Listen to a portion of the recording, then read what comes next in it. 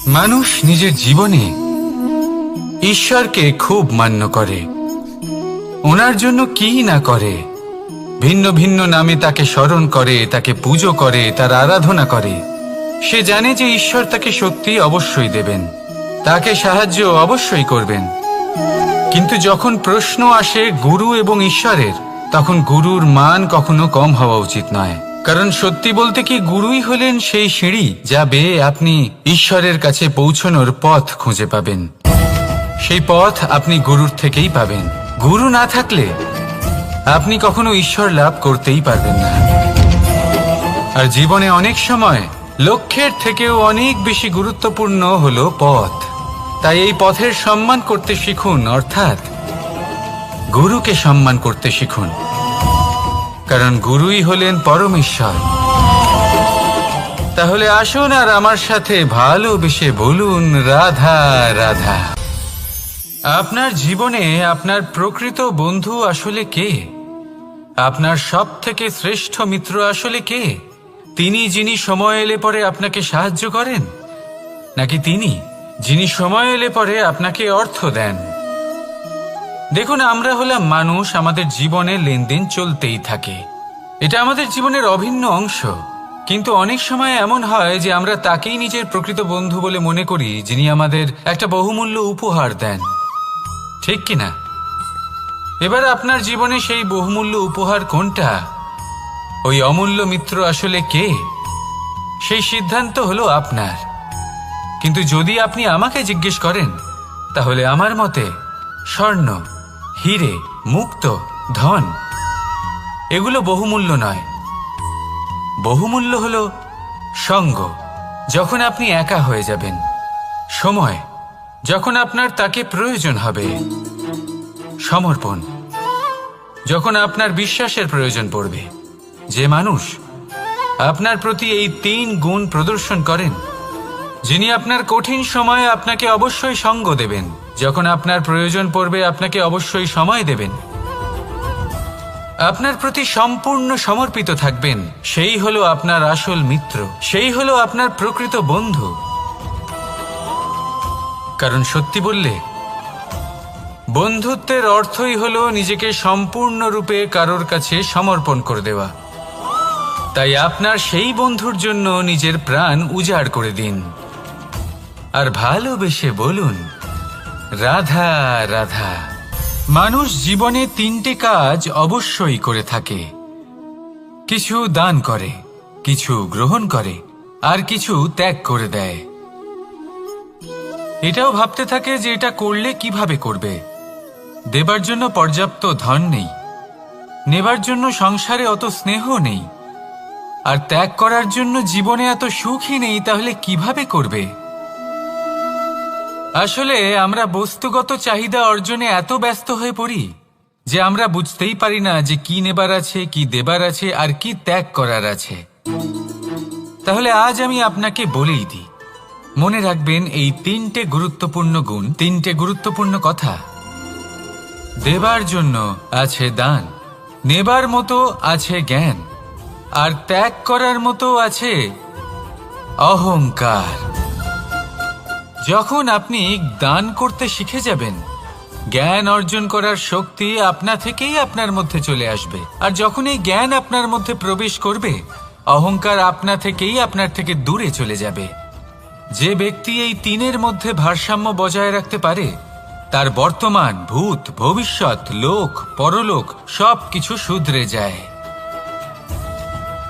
যেই দিন আপনি দান করতে শিখে যাবেন, জ্ঞান আহরণ করতে শিখে যাবেন, অভিমান ত্যাগ করতে শিখে যাবেন, আপনার সর্বশক্তিশালী, সর্বশক্তিমান পরমেশ্বরেরও প্রয়োজন পড়বে না।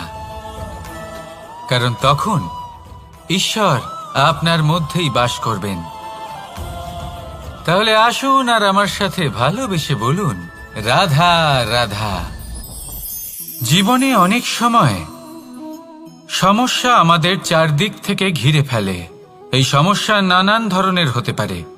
আর্থিক সমস্যা হতে পারে, পারিবারিক সমস্যা হতে পারে, কোনো সম্পর্ক নিয়ে সমস্যা হতে পারে, কখনো কোনো দৈনিক সমস্যা হতে পারে, কখনো কোনো দ্বন্দ্ব হতে পারে, অনেক সমস্যা হতে পারে, কিন্তু যখনই কোনো সমস্যা আসে আমাদের মনে তার জন্য একটা উত্তর অবশ্যই থেকে থাকে, যা আমাদের অন্তরে রয়েছে। একে আমরা বলি আত্মা। আত্মা হলো পরমাত্মারই রূপ, আর পরমাত্মা তা কখনোই কিছু অনুচিত চাইবে না, তাই তো? এই আত্মা খুব ভালো করে জানে যে কোনটা উচিত আর কোনটা অনুচিত। যদি আসল বিষয়ের কথা বলি, তাহলে আপনাকে নিজের মনকে বুঝতে হবে, কারণ আত্মা তো পরমাত্মা থেকেই আসে। কিন্তু এই মন মানুষ জন্ম থেকেই প্রাপ্ত করে, যার বিকাশ হয় এই সংসারকে দেখে। যেদিন আপনার এই মন আর আপনার এই আত্মা এই দুই এক হয়ে যাবে, আত্মসাৎ হয়ে যাবে, সেদিন আপনার জীবনে না কোনো সমস্যা থাকবে, না কোনো ঝঞ্ঝাট থাকবে, না কোনো সংকট থাকবে, কারণ আপনার কাছে সেই সমস্ত সমস্যার সমস্ত বিপদের সমাধান থাকবে, আর তাও আপনারই অন্তরে। তাহলে আসুন আর আমার সাথে ভালোবেসে বলুন, রাধা রাধা। ভক্তি আর শক্তি, এই দুইয়ের মধ্যে সম্পর্ক অত্যন্ত সরল। মানুষ ভক্তি করেন যাতে তিনি শক্তি লাভ করতে পারেন, আর শক্তি লাভ করার পরে ভক্তিভাব ভুলে যান, আর শক্তির প্রতি আসক্তিতে মত্ত হয়ে যান, আর সেখান থেকেই তার বিনাশ শুরু হয়। কেন? কারণ ভক্তির দ্বারা প্রাপ্ত শক্তি অন্য কারোর হিতের জন্য ব্যবহার করতে হয়, অন্য কারোর মঙ্গল করার জন্য ব্যবহার করতে হয়, কারোর বিনাশের জন্য নয়। এবার যদি আমি আপনাদের একটা উদাহরণ দিয়ে বোঝাই, তাহলে কোদাল দিয়ে আমরা মাটি কোপাতে পারি, একটা গর্ত খুঁড়তে পারি, যাতে একটা নতুন বৃক্ষ জন্ম নিতে পারে, একটা বৃক্ষ যা অন্য জীবকে ফল প্রদান করবে, যাত্রীদের ছায়া প্রদান করবে। কিন্তু এই কোদালের ব্যবহার যদি আমরা অন্য কারোর ক্ষতি করার জন্য করি, তাহলে ক্ষতি শুধুমাত্র আমাদেরই হবে। তাই জীবনে যদি আপনি কোনো শক্তি লাভ করেন, হয়তো ভক্তির দ্বারা বা অন্য যেখান থেকেই হোক, তার সদ্ব্যবহার করতে শিখুন, নয়তো এই প্রাপ্ত শক্তি আপনার পতনের কারণ হয়ে দাঁড়াবে। তাহলে আসুন আমার সাথে ভালোবেসে বলুন, রাধা রাধা। বরদান অত্যন্ত বিচিত্র এক বিষয়, কিন্তু দেখতে গেলে এই বরদান কি না করতে পারে। এক দরিদ্রকে রাজা বানিয়ে দিতে পারে, একজন দুর্বলকে এই সংসারের সব থেকে শক্তিশালী ব্যক্তি বানিয়ে দিতে পারে। কিন্তু আমরা ভুলে যাই এক অত্যন্ত গুরুত্বপূর্ণ কথা, বরদান এই শব্দের শেষে দান লুকিয়ে রয়েছে। এই দান কথাটা অত্যন্ত গুরুত্বপূর্ণ। আমাদের মনে রাখা উচিত এই বরদান আমরা দানে পেয়েছি, আর তাই তার সম্মান করা উচিত, কখনোই অহংকার করা নয়। আর যে ব্যক্তি বরদান পেয়ে অহংকার করেন, তার যা ক্ষতি হয় তা হলো এই বরদান তার থেকে কেড়ে নেওয়া হয়। বর অর্থাৎ শ্রেষ্ঠ, অর্থাৎ বরদানের অর্থ হলো একটা শ্রেষ্ঠ দান, এবং তার ব্যবহার যদি আপনি কারোর ক্ষতি করার জন্য করেন, তাহলে ক্ষতি শুধুই আপনার হবে। তাহলে এই বরদানের সম্মান করুন, উচিত পথে চলুন, আর উচিত উদ্দেশ্য নিয়ে এর ব্যবহার করুন, সব কিছু ভালোই হবে। তাহলে আসুন আর আমার সাথে ভালোবেসে বলুন, রাধা রাধা। পিতা আর পুত্রের সম্পর্ক অত্যন্ত মধুর হয়ে থাকে। পিতা স্বপ্ন দেখেন, তাকে পূর্ণ করার সকল সম্ভাব্য চেষ্টা করেন, কিন্তু তাও অনেক সময় ওনার স্বপ্ন অপূর্ণ থেকে যায়। তখন পিতা ভাবেন যে স্বপ্ন উনি পূর্ণ করতে পারেননি, ওনার সন্তান তা অবশ্যই পূরণ করবে। যে স্থানে উনি কখনো পৌঁছতে পারেননি, সেই স্থানে ওনার পুত্র অবশ্যই পৌঁছবে। পিতা নিজের সন্তানের ভবিষ্যৎ নিয়ে সেই স্বপ্ন দেখেন, আর যখন সেই সন্তান সামনে এগোতে থাকে, তখন তার দুঃখ হয় না, বরং গর্ব হয়। ওনার ভালো লাগে এটা দেখে যে ওনার সন্তান অনেক উন্নতি করছে। কিন্তু যখন সন্তান নিজের অভিভাবকের শক্তি দেখে, তার যশ দেখে হিংসা করতে থাকে, সমস্যা সেইখানেই শুরু হয়। সেই জন্য সকল সন্তানকে এটা মনে রাখতে হবে। দেখুন, পুত্র হবার সুবাদে, এক সন্তান হবার সুবাদে এটা হলো আপনার অধিকার যে আপনি আপনার পিতার থেকে বেশি উন্নতি করবেন। আপনার পিতাও এটাই চান, কিন্তু সুস্থভাবে এটা করুন।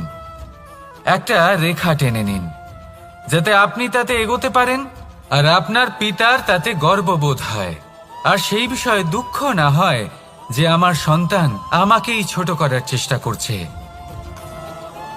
ইতিহাস সাক্ষী রয়েছে, যে মানুষ অন্য কাউকে ছোট করার চেষ্টা করেছেন সেই মানুষই ছোট হয়ে গেছেন।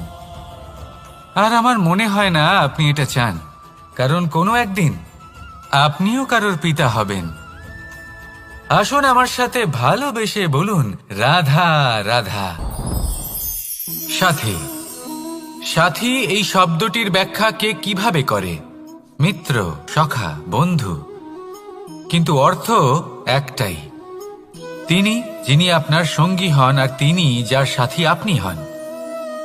এবার সব থেকে বড় প্রশ্ন হলো এটাই যে তিনি কে হতে পারেন যাকে আপনি আপনার সাথী বলে মেনে নিতে পারেন, নিজের সখা, নিজের মিত্র, নিজের বন্ধু মেনে নিতে পারেন। আপনার সাথী হলেন তিনি যিনি দুঃখের সময় আপনার পাশে থাকবেন, আপনার হাত ধরে থাকবেন।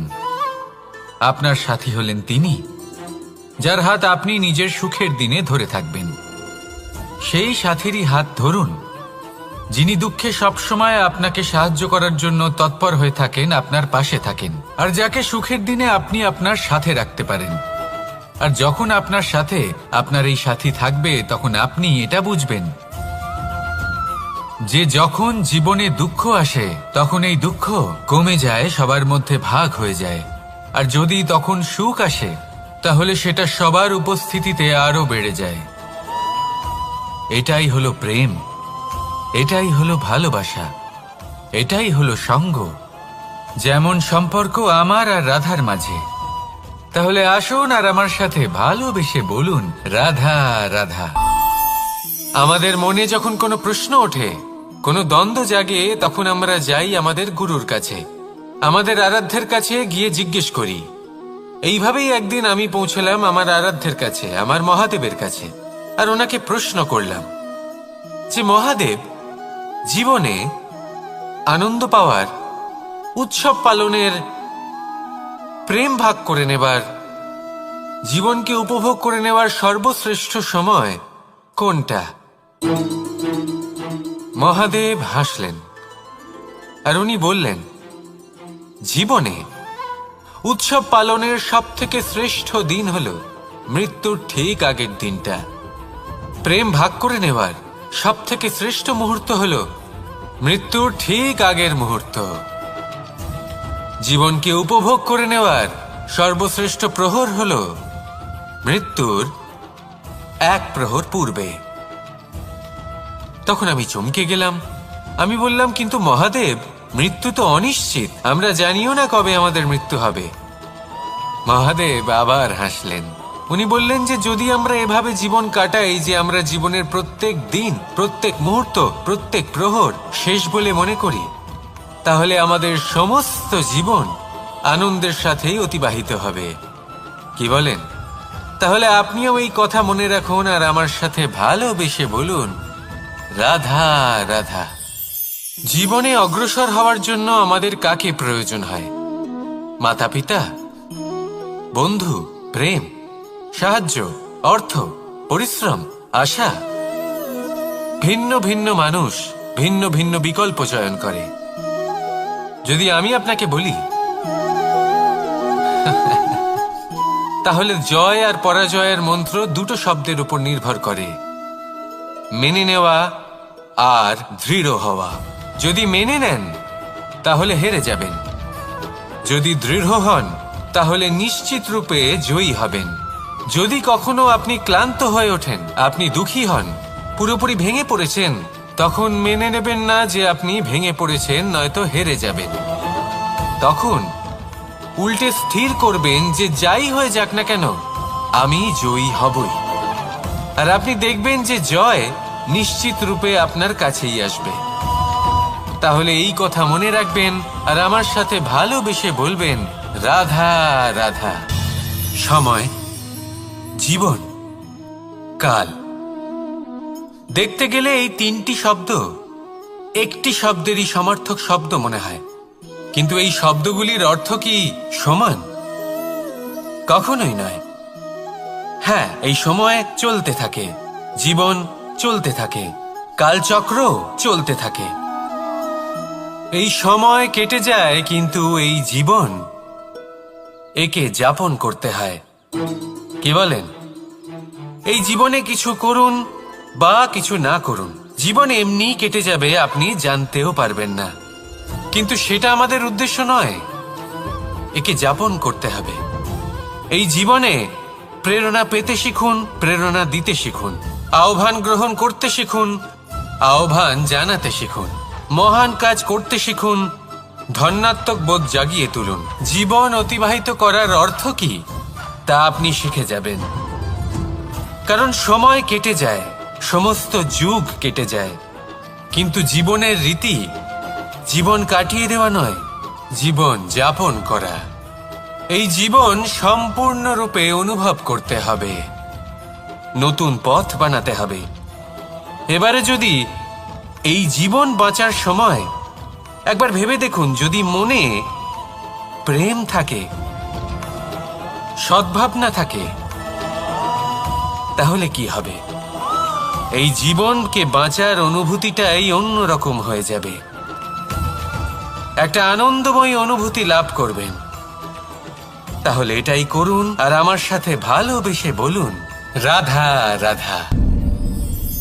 আপনি কি কখনো কোনো জলের ধারা দেখেছেন? তার সামনে যতই মাটি থাকুক না কেন, যতই কাদা থাকুক না কেন, যখন এই জলের ধারা বইতে আরম্ভ করে দেয়, তখন এই কাদাকে নিজেই ধুয়ে নিয়ে যায়। ওই কাদাকে ধুয়ে দেয় এবং নিজের পথ নিজেই তৈরি করে নেয়। তাহলে আপনিও এরকম জলের মতো হয়ে উঠুন। যদি হয়ে উঠতে পারেন, তাহলে নিজের মনের, নিজের ভাবনার, নিজের জীবনের যত অনাবশ্যক তত্ত্ব আছে, অনুপযোগী অংশ রয়েছে, অর্থাৎ অপরিষ্কার অংশ রয়েছে, তা নিজে থেকেই নির্মল হয়ে উঠবে। আর যেরকম জলের ধারা কখনো থেমে থাকে না, সব সময় বয়ে চলে, সেইভাবে আপনিও কখনোই থামবেন না। সবসময় বয়ে চলুন, এগোতে থাকুন। পথে যদি অনেক বিপদ আসে, সমস্যা আসে, থামবেন না, তার উপর নিরন্তর প্রহার করুন, নিরন্তর প্রয়াস করুন, আর অগ্রসর হন। আপনি ভেবে দেখুন, এই জলের ধারা কখনো থেমে থাকে না, সবসময় বয়ে চলে, বিপদের সম্মুখীন হয়ে তাকে সাথে বয়ে নিয়ে চলে। সেই জন্য জলের ধারা, প্রবাহমান এই ধারা, এর থেকে কখনো দুর্গন্ধ আসে না, এতে কখনো ময়লা জমতে পারে না, বরং পালিত হয় সুন্দর প্রাণবন্ত জীবজন্তু, যেমন সুন্দর ছোট মাছ। তাই আপনিও এটাই করুন, কখনো থামবেন না, শুধু চলতে থাকুন, জলের ধারার মতো বইতে থাকুন। আপনি আপনার লক্ষ্য অবশ্যই খুঁজে পাবেন, আর তার সাথে নিজের অন্তরের যে মালিন্য রয়েছে, তা আপনি নিজেই নিজের থেকে দূরে করে দেবেন। তাহলে আসুন আর আমার সাথে ভালোবেসে বলুন, রাধা রাধা। এবার অনেক সময় মানুষের মনে এরকম প্রশ্ন আসে যে এই সংসারে সবথেকে বড় বিপদ কি? কেউ বলে ধর্ম সংকট, আবার কেউ বলে প্রাণের ওপর আসা সংকট। প্রত্যেক মানুষের জীবনে বিভিন্ন সংকট আসে, আর এই সমস্ত সংকট অত্যন্ত বিচিত্র হতে পারে। এই সমস্ত সংসার হলো সংকট দ্বারা পরিপূর্ণ।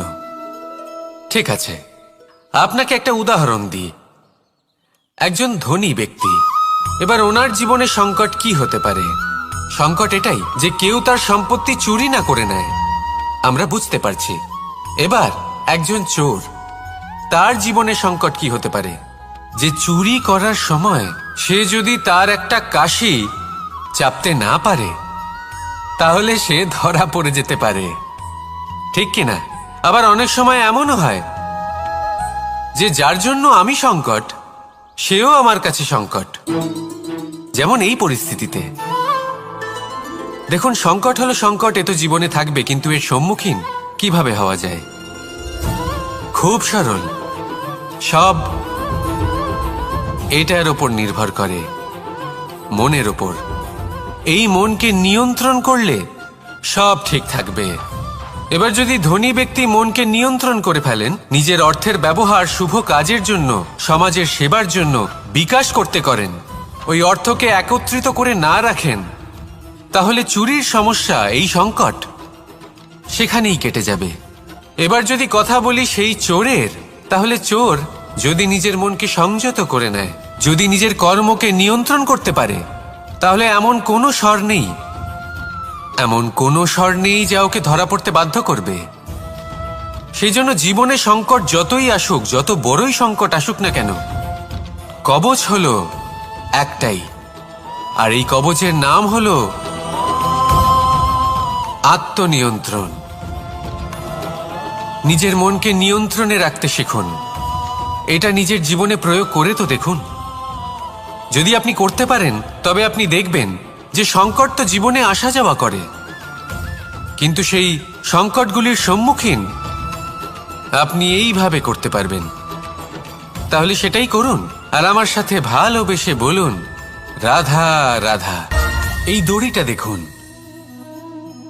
ছোট ছোট রেশম দ্বারা তৈরি, এটা সরু সুতো দ্বারা তৈরি হয়েছে এটা, আর এ অত্যন্ত কোমলও বটে। আর আপনি চাইলে এটা সোজাও করে দিতে পারেন, আর চাইলে এটা বেঁকিয়েও দিতে পারেন, আর যদি চান তাহলে এটা গোল গোল করে বেঁধে কোথাও রেখেও দিতে পারেন। এবার এই কোমল দড়ি যদি কোনো নিষ্ঠুর কঠিন পাথরে বারংবার জড়িয়ে দেওয়া হয়, তাহলেও তাকেও কাটতে পারে, নিজের ছাপ ছেড়ে যেতে পারে, সেটার আকারও বদলে ফেলতে পারে। এবার এর কারণ কি? এর কারণ হলো অভ্যাস আর নিরন্তর প্রচেষ্টা। যদি আপনিও চেষ্টা করেন আর নিরন্তর কর্ম করে যান, তাহলে আপনার প্রারব্ধ পাথরের মতো কঠিনই হোক না কেন, তাতে ভাঙন ধরিয়েও আপনি নিজের লক্ষ্যে অবশ্যই পৌঁছতে পারবেন। একটা গুরুত্বপূর্ণ কথা মনে রাখবেন, সুকর্মের অভ্যাস আর নিরন্তর প্রয়াস, এই হলো সাফল্যের মন্ত্র। তাহলে জীবনে এই মন্ত্র আনুন, আর আমার সাথে ভালোবেসে বলুন, রাধা রাধা। বসন্ত ঋতু, এই সময় মন আনন্দে ভরে থাকে। এমন মনে হয় যেন আমরা আকাশে বিচরণ করতে চলে যাই, কিন্তু সেটা তো সম্ভব নয়। সেই জন্য হয়তো আমরা ঘুড়ি ওড়াই, এই ঘুড়িকে নিজেদের প্রতিরূপ মনে করে।